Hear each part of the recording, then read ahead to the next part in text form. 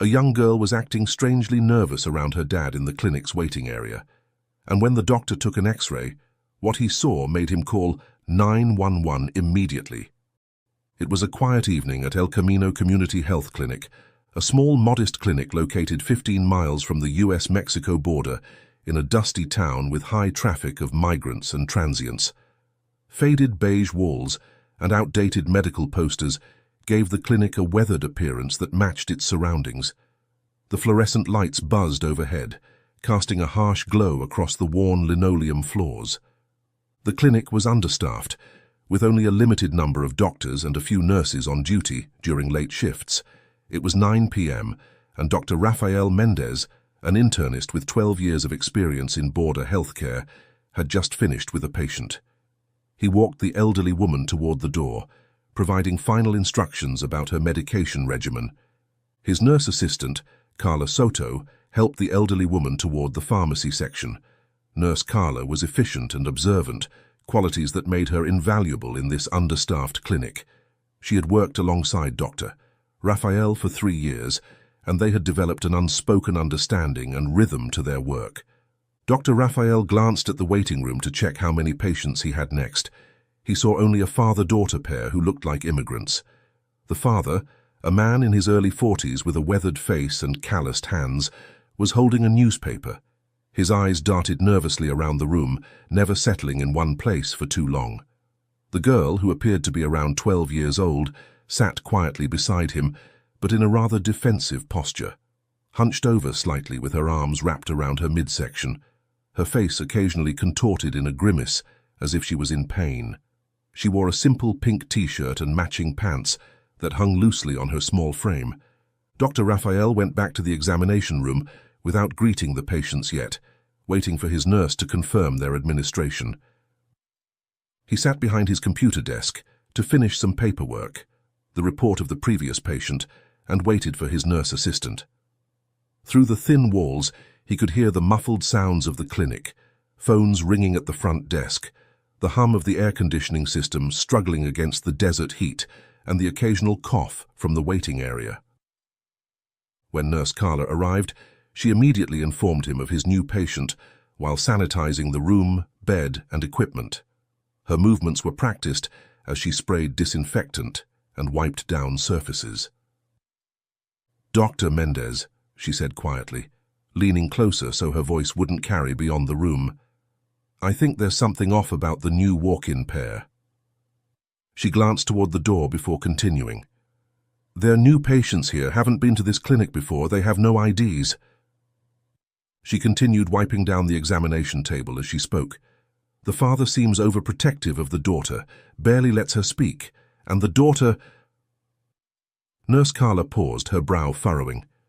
"She looks like she's in pain. When I offered her water earlier, the father sternly refused, speaking for her. It was, strange." Nurse Carla disposed of the used wipes and turned to face Dr. Rafael. "Do you still want to accept this patient? We could refer them elsewhere if you're concerned." Dr. Rafael considered this for a moment. He had grown up in the area and had experience in border health emergencies. He understood the dark realities around the border, but still tried to make a difference, one patient at a time.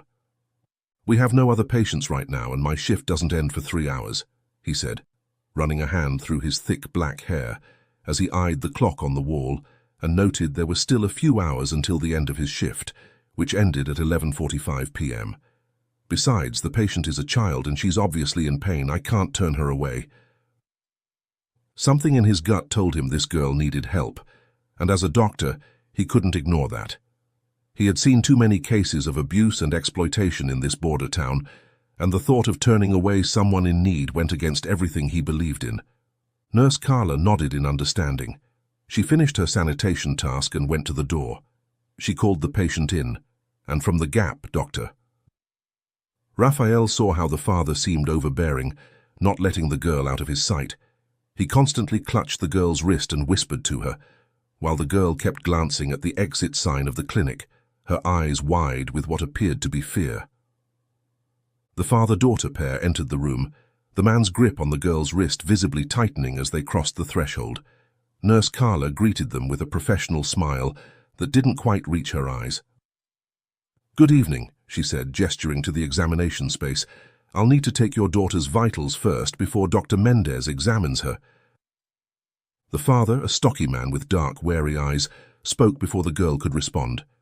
"She has a simple stomach bug," he said gruffly, his accent thick. "She just needs something to settle it. Nothing complicated."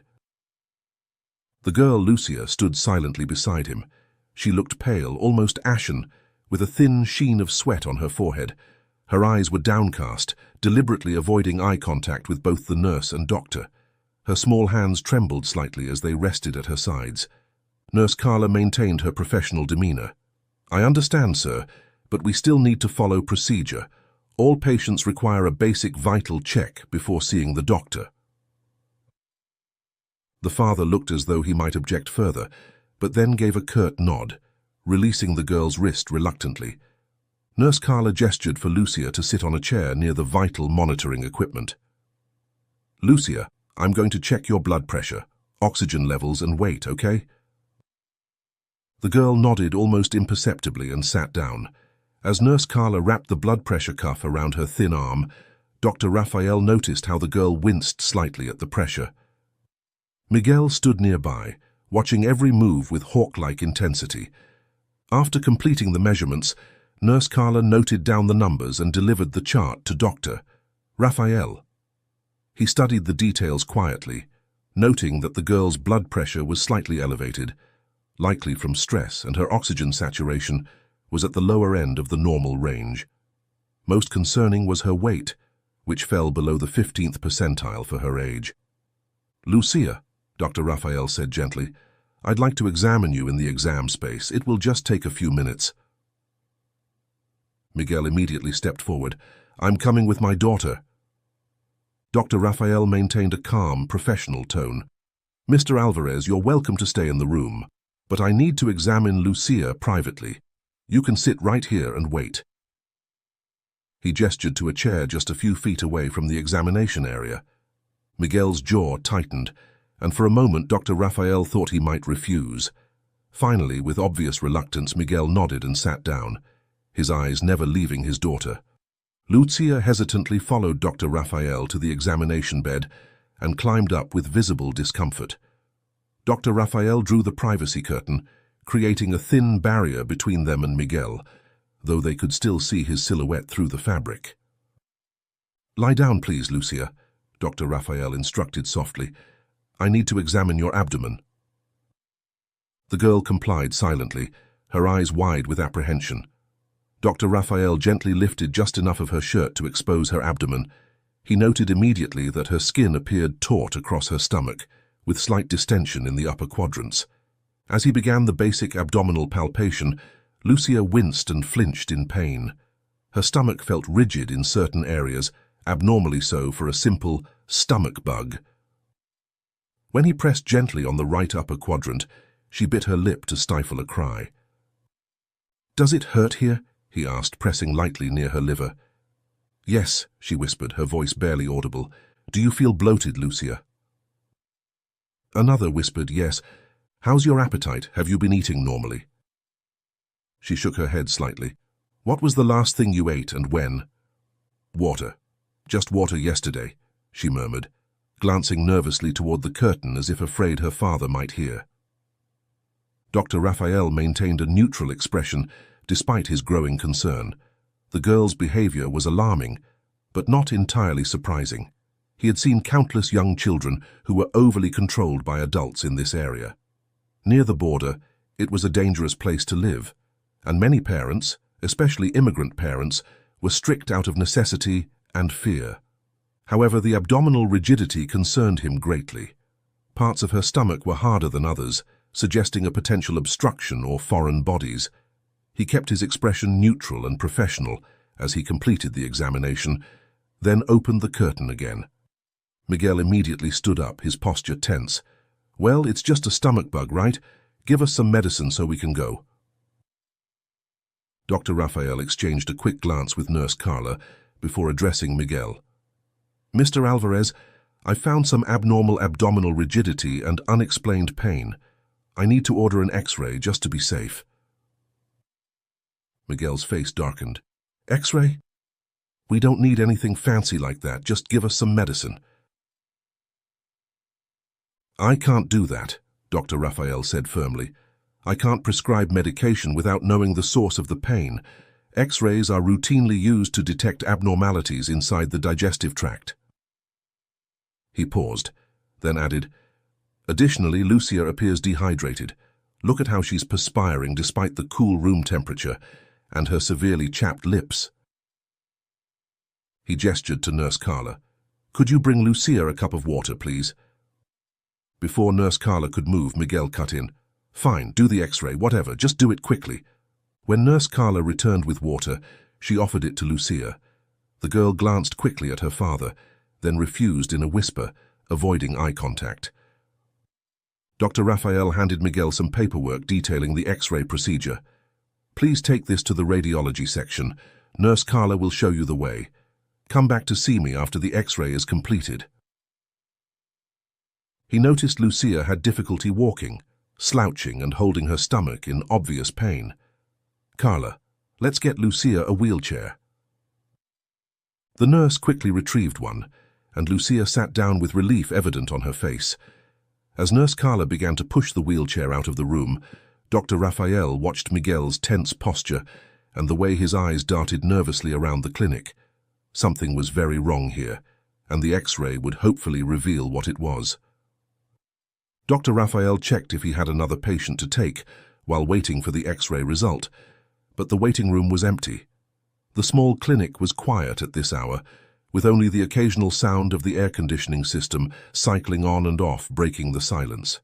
Feeling uneasy about the Alvarez case, he left his examination room and walked down the corridor to the radiology section. The clinic's radiology department was modest, just one room with basic equipment that could handle common diagnostic imaging needs. As he approached, he saw Miguel waiting outside the room, pacing nervously while speaking on his phone in hushed Spanish. The man's face was tense, his free hand clenched into a fist at his side. When Miguel spotted Dr. Raphael, he quickly ended his call, his expression hardening into a cold, stern mask. Dr. Raphael nodded politely toward him. Mr. Alvarez, it's safer to do phone calls a distance away from the door, he said, pointing further down the corridor. The equipment can sometimes be affected by cellular signals. Miguel narrowed his eyes but moved away as instructed, still watching Dr. Raphael intently. Dr. Raphael entered the radiology room, where a technician named Marco was preparing Lucia for the scan. The girl lay still on the table, her face pale and drawn with pain. Marco looked up as Dr. Raphael entered. Just about to start, doctor, he said. Dr. Raphael nodded and stepped back as Marco positioned the equipment. Lucia, I need you to stay completely still for a moment, Marco instructed through the microphone. The girl nodded slightly, her eyes wide with fear. The machine hummed to life, capturing the internal image of Lucia's abdomen. As they waited for the image to process, Dr. Raphael thought he heard a whisper from the table. Please, don't take me. The words were so soft, almost indistinguishable over the whirring of the X-ray machine. Marco glanced at Dr. Raphael, his brow furrowed in confusion. He wasn't sure what the girl meant, and her voice was too low to clearly make out the words against the background noise. Lucia, we need to stay very still, Marco said into the microphone again. We'll need to retake the image. After the second attempt, the digital image appeared on the computer screen. Both Dr. Raphael and Marco leaned forward, their expressions changing from professional neutrality to shock. The X-ray revealed dozens of oval, dense shapes throughout Lucia's gastrointestinal tract. The foreign bodies were uniform in size and density, clearly not natural to her anatomy. Dr. Raphael immediately recognized what they were seeing: drug pellets. Someone had forced this child to swallow packages of drugs for smuggling. Marco, send the digital copy to my computer immediately, Dr. Raphael said urgently, his voice low. Marco nodded, his face grim as he transferred the files. Dr. Raphael exited the room, passing Miguel, who was still on his phone, now speaking more urgently in Spanish. Their eyes met briefly, and Dr. Raphael forced himself to maintain a neutral expression despite the rage and disgust building inside him. He returned quickly to his office and checked his email for the X-ray files. Opening them on his screen, he examined the images in detail. There were at least 3 dozen drug pellets visible throughout Lucia's digestive tract. Most concerning was that one of the pellets appeared to be leaking, explaining the girl's pain and the danger she was in. If that package had ruptured, she could be experiencing a potentially fatal overdose. Dr. Raphael searched online medical databases, confirming what he already suspected. The images matched documented cases of body packing, the practice of swallowing sealed packages of illegal drugs for smuggling. Most cases involved adults, but there were horrifying instances of children being used as drug mules because they attracted less suspicion from authorities. Leaning back in his chair, Dr. Raphael pinched the bridge of his nose, feeling a wave of anger and helplessness. Lucia was being exploited, her life endangered for drug trafficking. He thought how Miguel was probably not her father, but a handler using her to smuggle drugs across the border. He glanced through the small window in his office door and noticed that Miguel and Lucia had not yet returned from radiology. This was his chance.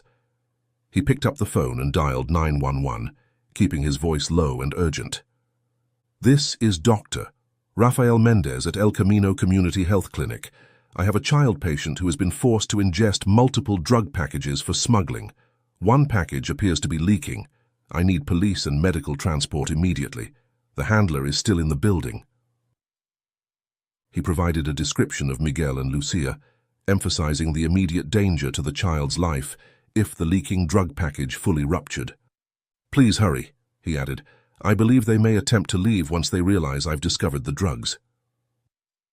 As he hung up the phone, Dr. Raphael steeled himself for what would come next. The most important thing was keeping Lucia safe and getting her the emergency medical care she needed before the leaking drug package claimed her life. "After the phone call, Doctor." Raphael walked out of his office and into the corridor, intending to check if Miguel and Lucia had returned from radiology.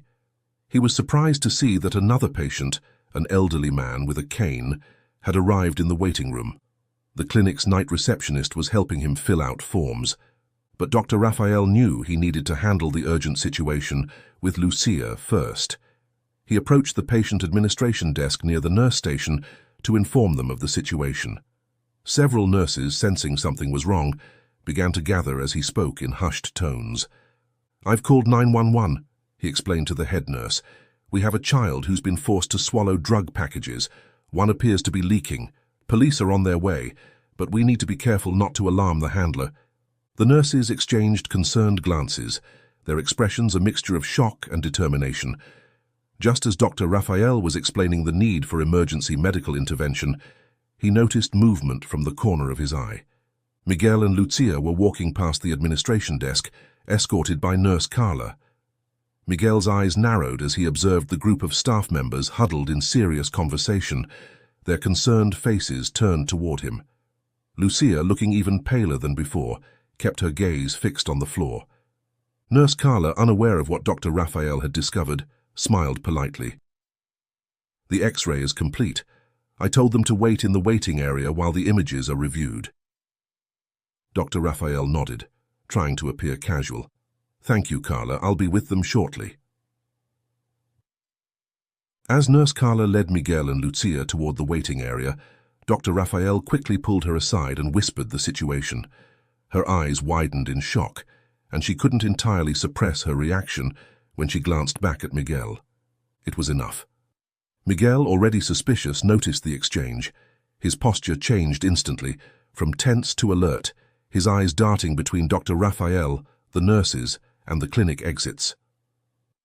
In one swift motion, Miguel grabbed Lucia's arm roughly and pulled her toward the side exit door. The elderly patient in the waiting room shouted in alarm, "Hey! What are you doing to that child?"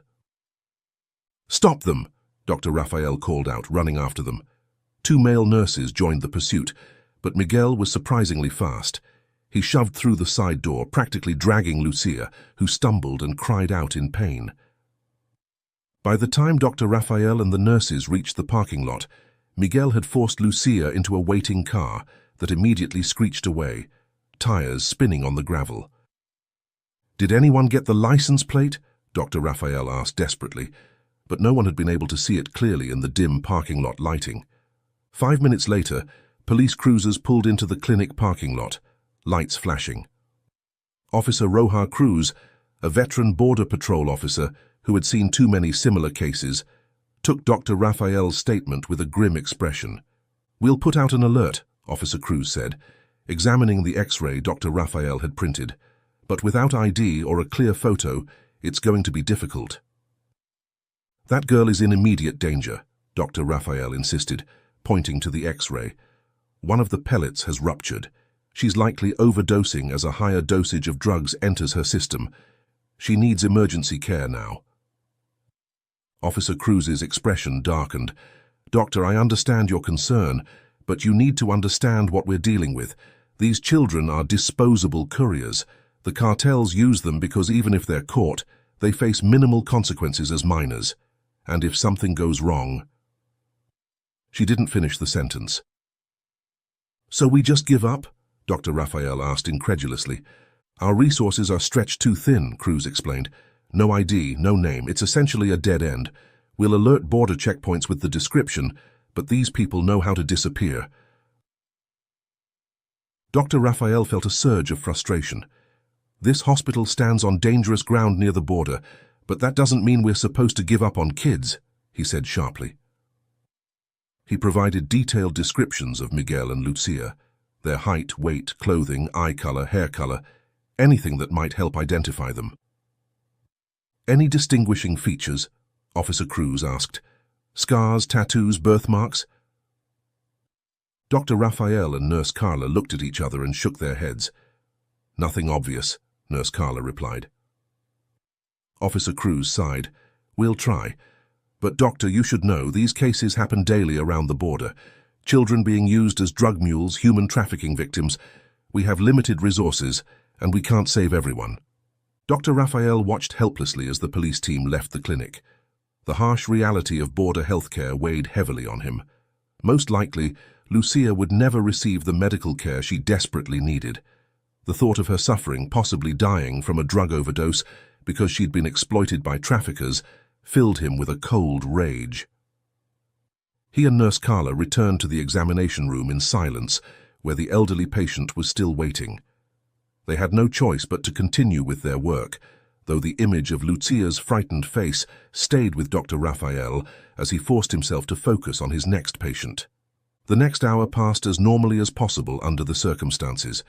Dr. Raphael attended to the elderly man with a kidney infection, prescribed antibiotics, and then saw 2 more walk-in patients with minor ailments. But his mind kept returning to Lucia and the X-ray showing dozens of drug pellets in her small body. At 11:45 p.m., the clinic closed for the night. The nurses filed out, bidding goodnight to Dr. Raphael. Nurse Carla lingered for a moment, placing a sympathetic hand on his shoulder. "You did everything you could," she said quietly. "Try not to blame yourself." Dr. Raphael nodded, though the reassurance did little to ease his conscience. "Good night, Carla. Drive safely." After everyone had left, Dr. Raphael stayed behind to finish paperwork and review medical literature on body packing cases. He found numerous case studies of drug couriers suffering from toxicity when packages ruptured, the mortality rates disturbingly high even for adults. For a child Lucia's size, the prognosis would be even worse. 15 minutes passed as he read through the grim statistics. Finally, with a heavy sigh, he decided it was time to go home. He gathered his belongings, switched off the lights, and locked the doors behind him. The parking lot was nearly empty now, his car sitting alone under a flickering lamppost. As Dr. Raphael approached his vehicle, the hair on the back of his neck stood up. Something felt wrong. He quickened his pace slightly, reaching for his keys. Suddenly, from behind, someone approached in a quick stride. Before Dr. Raphael could turn, he felt the cold metal of a gun barrel press against his back. "Don't move," a familiar voice growled. "Examine my daughter and help her." "Miguel." Dr. Raphael raised his hands slowly and dropped his work bag on the asphalt. "If you shout, I'll shoot immediately," Miguel warned. his finger visibly on the trigger when Dr. Raphael glanced back. "I've already pulled the trigger halfway." "Where is she?" Dr. Raphael asked, his medical training immediately overriding his fear. "By the clinic side door. Slowly turn back toward the clinic and walk. No sudden movements." With his hands still raised, Dr. Raphael walked carefully back toward the clinic. As they rounded the corner to the side entrance, he saw Lucia lying motionless on the ground. Her condition had deteriorated dramatically in the hours since they'd fled. Her skin had a bluish tinge, and a small amount of foam had gathered at the corners of her mouth. She was barely conscious, her breathing shallow and irregular. "Fix her," Miguel demanded, the gun still trained on Dr. Raphael. "I will," Dr. Raphael replied, his doctor's instincts taking over. "But I need you to lower the gun. I can't help her with you pointing that at me." Miguel's hand trembled slightly. "How do I know you won't call the police again?"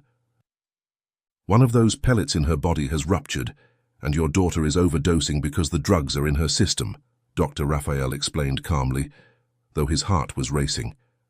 "Every minute counts now. You can keep the gun, but please let me work. You don't want to regret this." After a moment's hesitation, Miguel lowered the weapon but kept it in his hand. "Save her," he said, and for the first time, Dr. Raphael heard genuine fear in the man's voice. Dr. Raphael quickly unlocked the clinic door with his keycard and carefully lifted Lucia in his arms.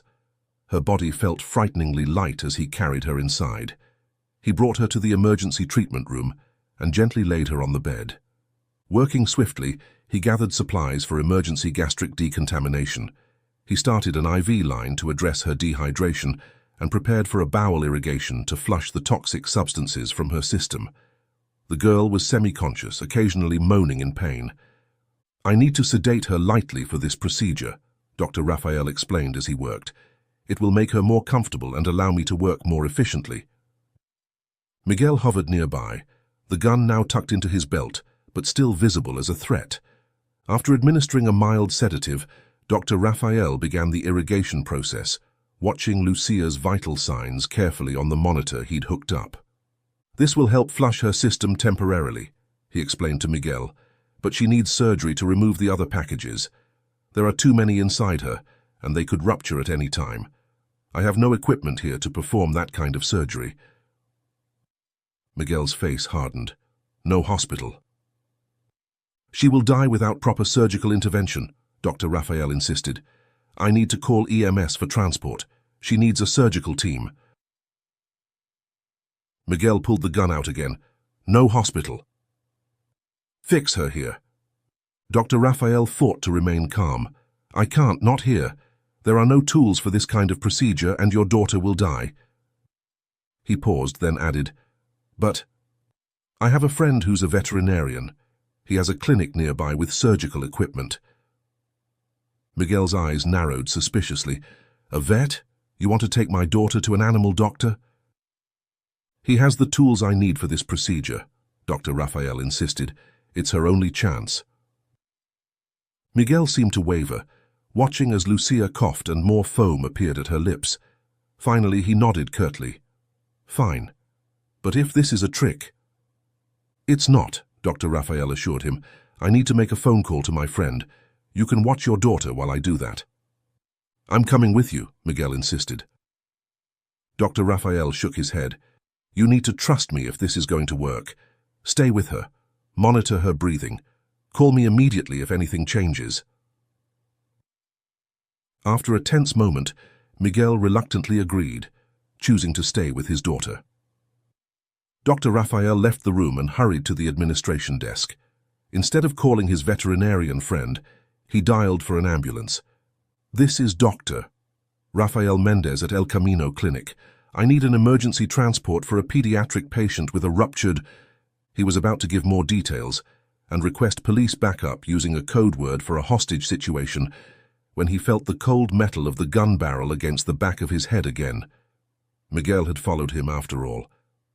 "Cancel the call," Miguel said, his voice deadly quiet as he released the safety on the gun with an audible click. Dr. Raphael's heart sank as he spoke into the phone. "I'm sorry, this was a mistake. Cancel the request."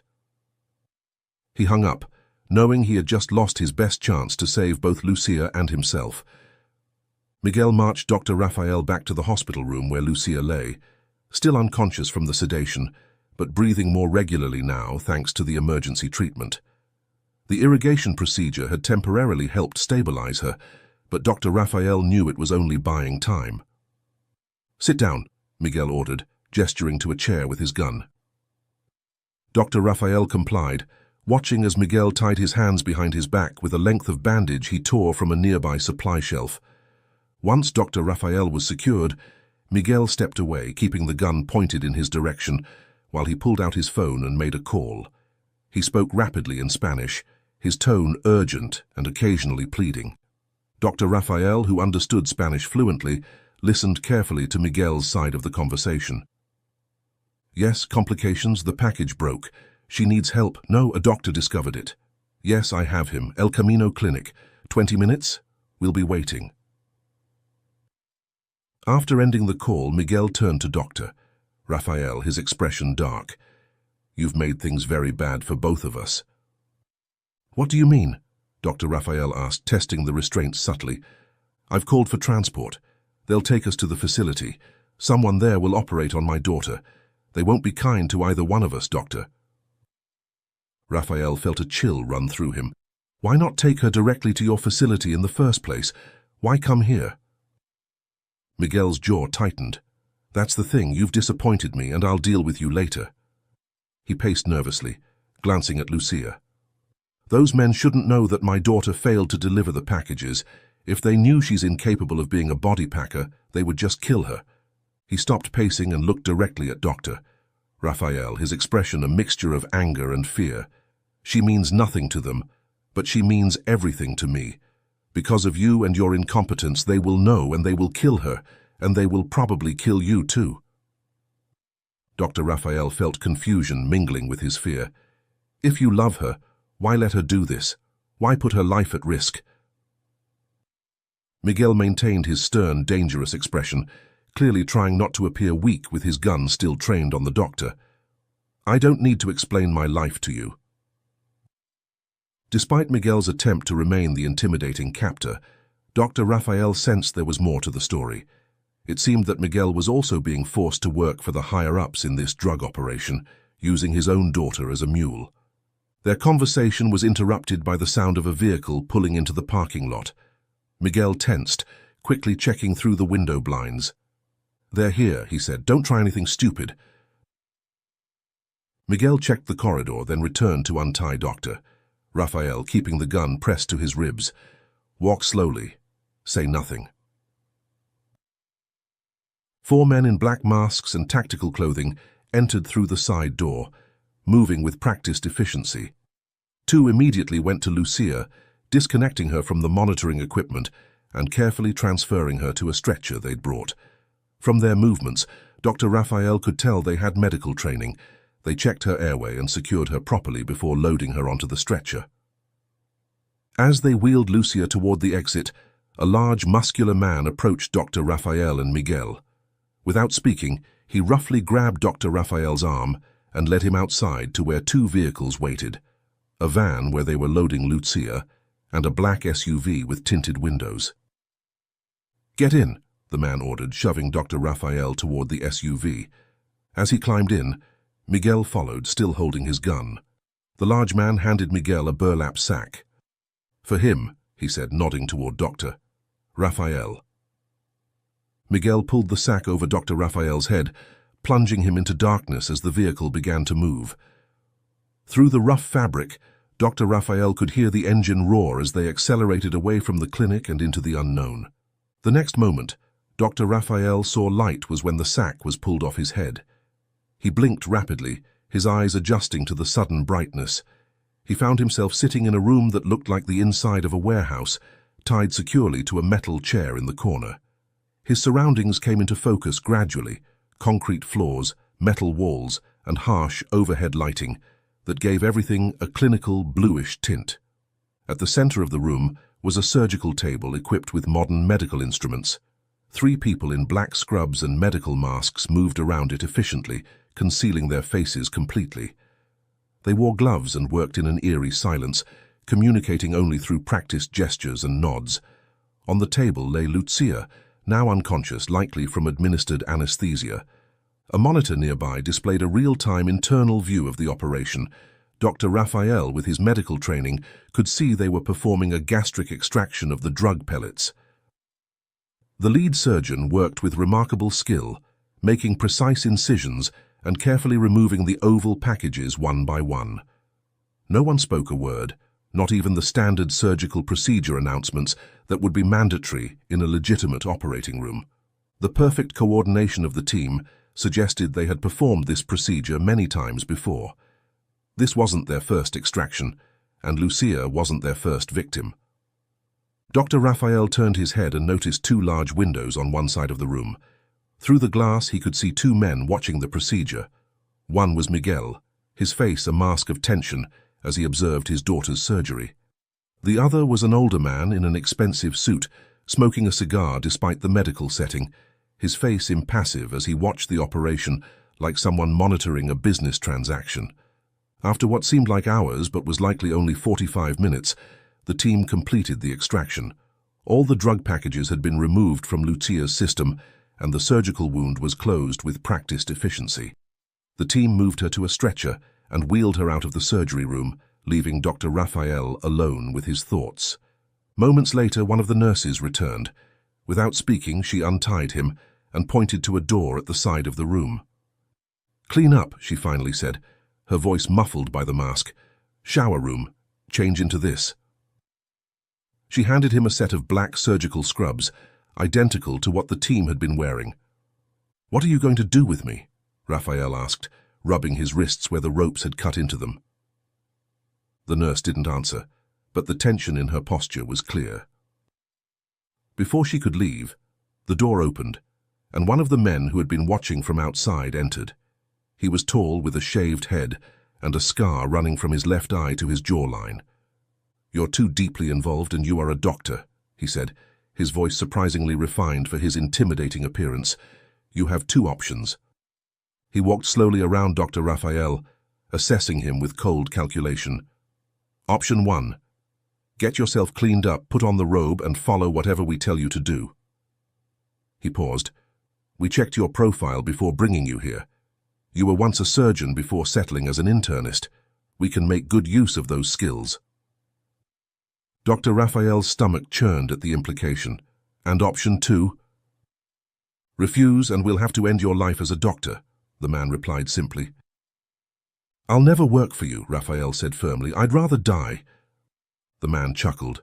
"Who said anything about dying?" At that moment the door opened again and another man entered, roughly pushing a boy of about 10 years old. The child's eyes were wide with terror, his small body trembling.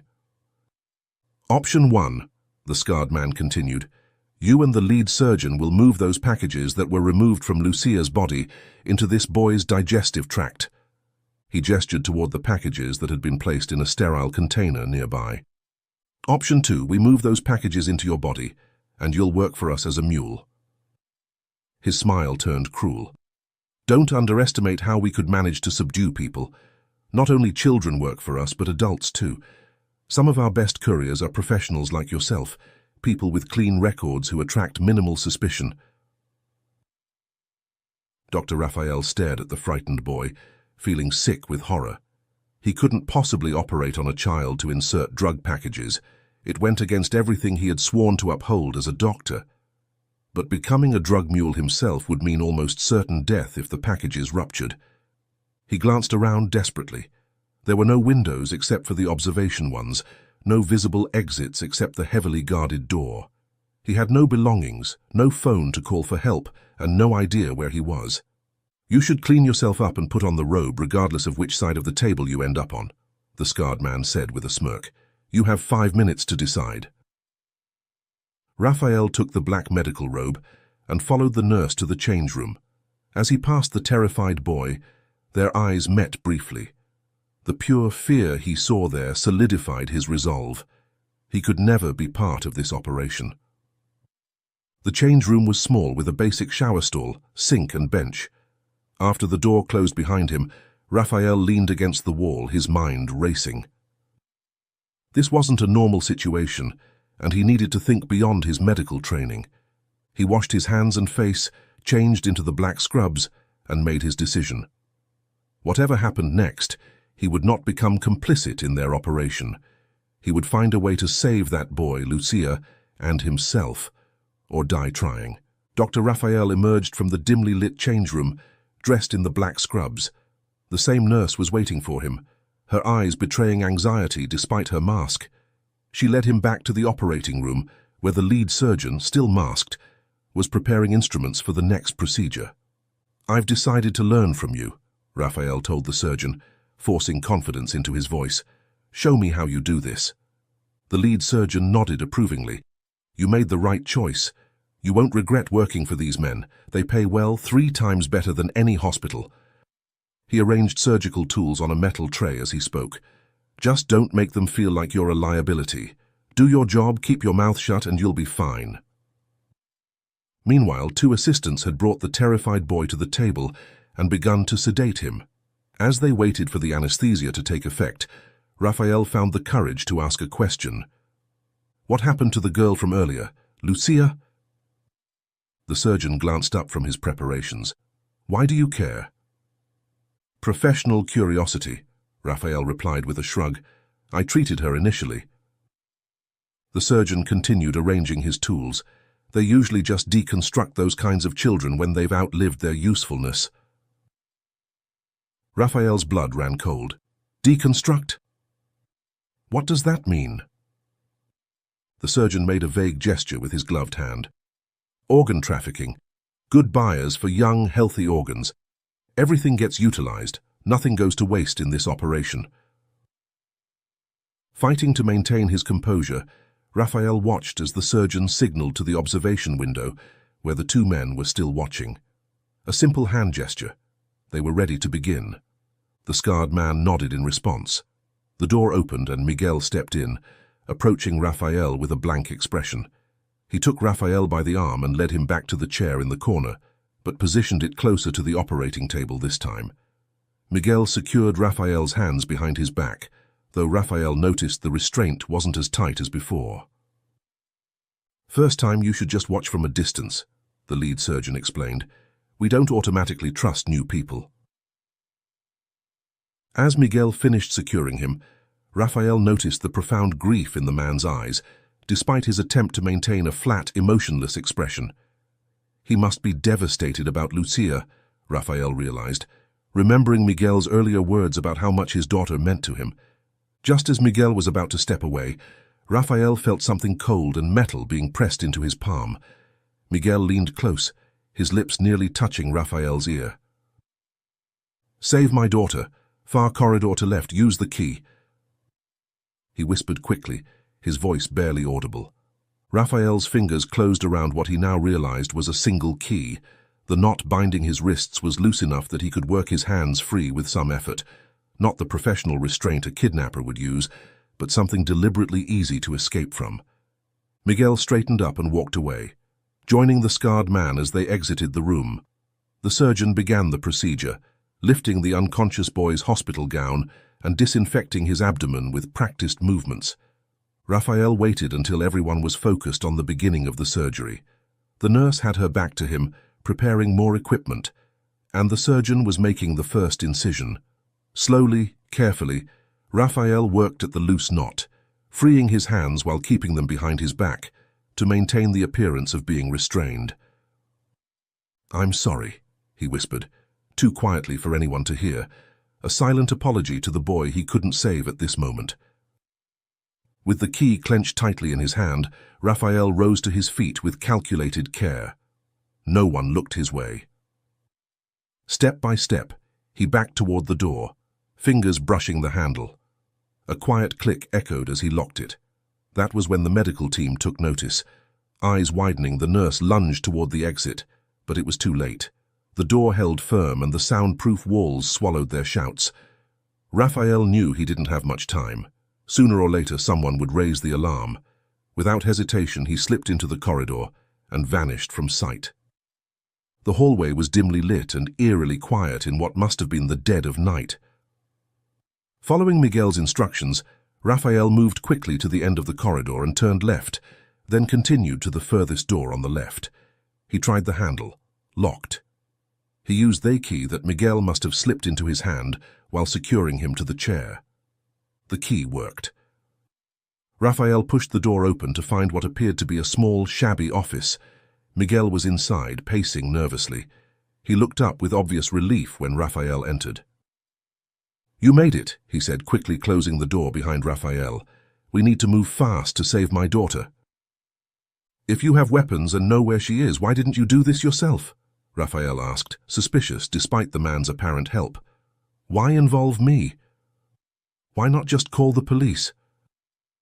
Miguel's face darkened with shame.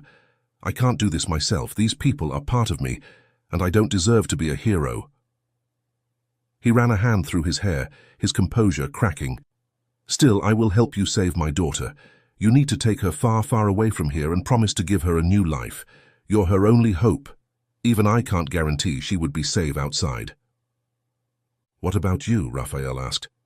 "My life is here," Miguel replied, resignation heavy in his voice. "I am a drug smuggler and will always be.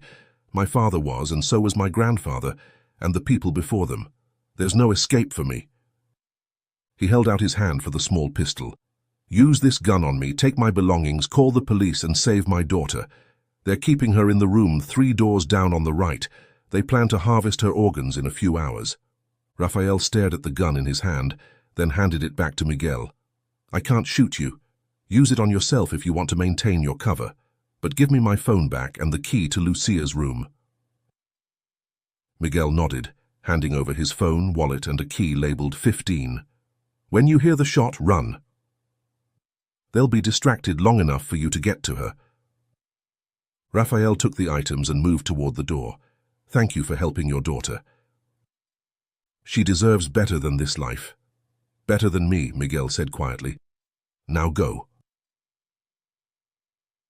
Raphael slipped out of the room and moved swiftly down the corridor, counting the doors until he reached room 15.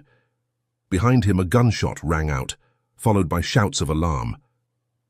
Taking advantage of the distraction, Raphael unlocked the door to Lucia's room and slipped inside, quickly locking it behind him. The girl lay unconscious on a single bed, her complexion pale but stable. Raphael immediately checked her vital signs with his finger, weak but present. He pulled out his phone and dialed 911.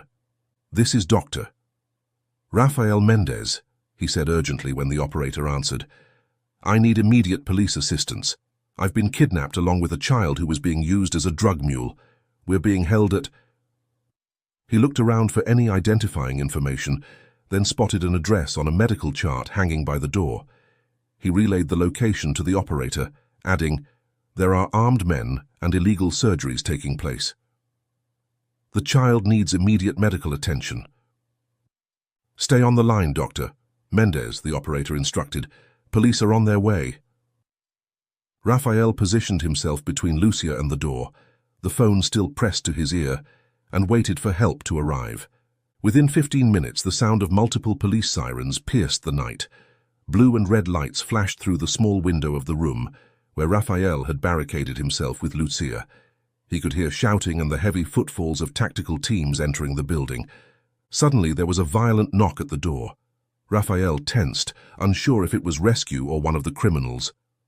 "Who is it?" he called out, positioning himself protectively in front of Lucia's bed. "Dr. Mendez, this is the police. We're coming in." Before Raphael could respond, the door burst open. One of the masked men from earlier stood there, his face now exposed and contorted with rage. He raised his gun toward Raphael. "You," he snarled, "you brought them here?" The man fired, but his shot went wide, splintering the wall beside Raphael's head. Before he could fire again, police officers appeared behind him, their weapons drawn. "Drop your weapon now," one officer shouted. The man hesitated, then turned his gun toward the officers. The sound of gunfire erupted, and the man fell to the ground. Tactical officers rushed into the room, quickly assessing the situation. "Dr. Mendez?" one asked, approaching Raphael. "Yes," Raphael confirmed, his hands raised. "The girl needs medical attention. She's been used as a drug mule and just had surgery to remove packages from her system." More officers secured the room while paramedics were called in. As they prepared to move Lucia onto a stretcher, one of the officers addressed Raphael. "Sir, we need to get you both out of here. The building is secure, but we're still processing suspects." Raphael nodded, following the officers as they escorted him and Lucia's stretcher out of the building. As they walked through the corridors, Raphael realized this place wasn't a warehouse as he'd initially thought, but some kind of makeshift clinic where these people conducted their body-packing operations. It wasn't nearly as large as it had seemed in his fear-heightened state, just a small converted industrial building on the outskirts of town. Once outside, as medical teams gathered to transfer Lucia to a waiting ambulance, Raphael took in the scene. Police cars and tactical vehicles surrounded the building. Officers were leading handcuffed suspects to police vans, including the masked medical team who had been performing the illegal surgeries. With a sick feeling, Raphael saw another stretcher being loaded into a different ambulance.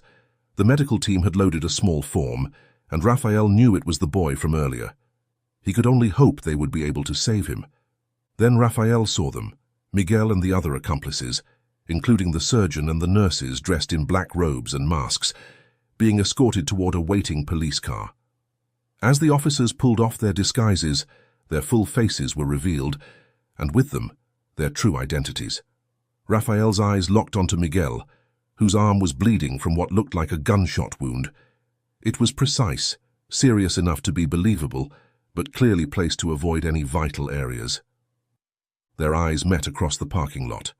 Miguel gave a faint nod, a silent gesture of acknowledgement and gratitude. In that moment, Raphael understood.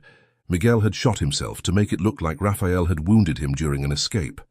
A carefully staged act, one that would protect Raphael's secret and keep the others from suspecting he'd had help from inside. A police officer approached Raphael. "Dr. Mendez, we need to take you to the station for your statement. One of our officers will drive you." Raphael nodded, watching as Lucia was loaded into the ambulance. "Can I check on her condition first?" "Of course," the officer replied, leading him to the ambulance where paramedics were stabilizing Lucia for transport. "Will she be okay?" Raphael asked one of the paramedics. "She's stable for now," the paramedic replied. "The surgery was actually quite professional, despite the circumstances. She'll need monitoring at the hospital, but her prognosis is good." Relieved, Raphael followed the officer to a waiting police car. As they drove away from the scene, he looked back at the nondescript building that had housed such horrors, wondering how many other children had passed through its doors. At the police station, the flurry of activity continued as officers processed the suspects and evidence from the raid. Detective Maria Sandoval, a seasoned investigator with the Border Crimes Task Force, led Raphael to an interview room where she sat behind a desk, ready to take his statement. "Dr. Mendez," she began, "I understand you've been through a traumatic experience. Take your time as you tell me what happened." Raphael recounted everything, how Miguel and Lucia had first come to the clinic, the X-ray findings, their escape when he called the police, and Miguel's return later that night with a gun. "He forced me to help his daughter who was already overdosing," Raphael explained. "I used bowel irrigation to flush her system and tried to call EMS for hospital transport. I wanted to call the police too, but Miguel caught me and threatened me with his gun." He described how Miguel had called his associates, who took them to the warehouse clinic, and the horrors he witnessed there. When Detective Sandoval asked specifically about Miguel's role, Raphael hesitated. He could tell her that Miguel had secretly helped him, untied his restraints, given him the key, told him where to find Lucia, and essentially sacrificed himself so his daughter could be saved. But he remembered Miguel's words, "I don't deserve to be a hero." "Miguel Alvarez," Raphael said slowly, "kept shouting that I took his daughter." "Yes," Detective Sandoval confirmed. "He was quite adamant about it in the police car, said you shot him and kidnapped the girl." Raphael made his decision. "I shot him in self-defense," he said firmly. "When they took me to that place, I managed to get free. I was looking for a way out, saw an office and thought there might be a phone inside. Miguel was in there. We struggled and I turned his weapon against him when he tried to shoot me." He continued, describing how he found a key labeled 15 on Miguel's desk, located the room, and called the police. Detective Sandoval took detailed notes, occasionally asking for clarification. "And why were you so determined to save this particular girl?" she asked finally. "You put yourself at considerable risk." Raphael thought about Miguel's final request, to take Lucia far away and give her a new life. He looked directly at Detective Sandoval. "I'm a doctor," he said simply. "It's my moral duty to help those in need. I couldn't leave her after seeing what they did to her." Detective Sandoval studied him for a moment, then nodded. "One last question, Doctor. Mendez, would you like to see the girl in the hospital later? We'll need a follow-up statement from you, and our officers could drive you there." "Yes," Raphael replied without hesitation. "I'd like to make sure she's recovering." "I'll arrange it," Detective Sandoval promised. "And Dr. Mendez, we'll keep you updated on the case as it progresses. What you did tonight has given us valuable intelligence on one of the largest drug trafficking operations in the area." After several hours of additional questioning and legal proceedings, Raphael was finally ready to leave the police station. An officer approached him in the waiting area. "Dr. Mendez, before you go, I thought you might want to know. This rescue operation has led to significant intelligence about other warehouses where this group operates. The facility where we found you was just their medical operations center. We recovered nearly half a ton of cocaine already packaged in pellets, ready for transport." The officer continued. "We're conducting raids on 3 other locations based on documents we found. This might be the breakthrough we've needed against the Alonso cartel." Raphael nodded, absorbing this information. "And the girl?" "Lucia." "She's stable," the officer confirmed. "She woke up about an hour ago. We can take you to see her now." As they walked toward the exit, Raphael glimpsed the holding cells. Miguel was being led by 2 officers to a cell at the far end of the corridor. Their eyes met briefly, and Miguel mouthed silently, "Thank you." The drive to the hospital was quiet. Raphael lost in thought about the events of the night and what would come next. At the hospital, he was escorted to the pediatric intensive care unit, where Lucia was recovering under police guard. The girl's face brightened with recognition when Raphael entered her room. He waited until the police officer stepped outside before approaching her bed. "How are you feeling?" he asked gently. "Better," she replied, her voice still weak. "Not hurting so much now." Raphael checked her chart hanging at the foot of the bed, noting her improved vital signs and the medications she was receiving. "The doctor here said I can have water now," Lucia said, a small smile appearing on her pale face. "I was so thirsty before."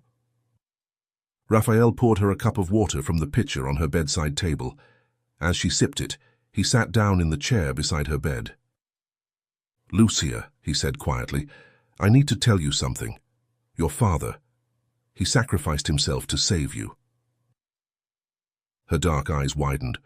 "What do you mean? Is he—" "He's alive," Raphael assured her quickly, "but he helped me get you out of that place. He wanted you to be safe, to have a chance at a different life."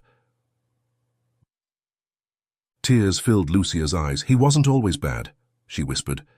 "But the men, they made him do things, made us do things."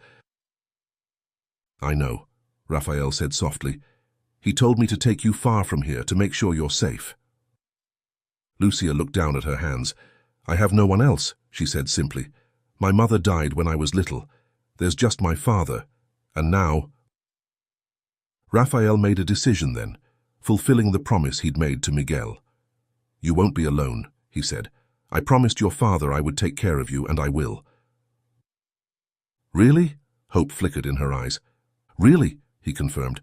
"You're safe now, Lucia. You don't have to be afraid anymore." Lucia reached out hesitantly and took his hand. "Thank you," she whispered. As she drifted back to sleep, exhausted from her ordeal, Raphael remained by her side, reflecting on how this incident had changed everything he believed. Growing up near the border, he had seen the darkness that existed in these borderlands, the exploitation, the trafficking, the desperate measures people took to survive. But he had also witnessed surprising courage and sacrifice, even from someone like Miguel, a man who had put his own daughter at risk but ultimately chose to save her. Raphael looked at Lucia's sleeping face and made a silent vow. He would honor his promise to Miguel. He would protect this child and give her the chance at life that had nearly been stolen from her. It wouldn't be easy. There would be legal hurdles, psychological trauma to address, and a long healing process. But in this moment, watching over this girl who had been used as nothing more than a vessel for drugs, Raphael felt a renewed sense of purpose. As a doctor, he had sworn to do no harm and to heal the sick. Tonight, that oath had been tested in ways he could never have imagined. But through the darkness of this harrowing experience, he had found a clarity about what truly mattered, using his skills and his compassion to make a difference, one life at a time. And with Lucia, he would start anew,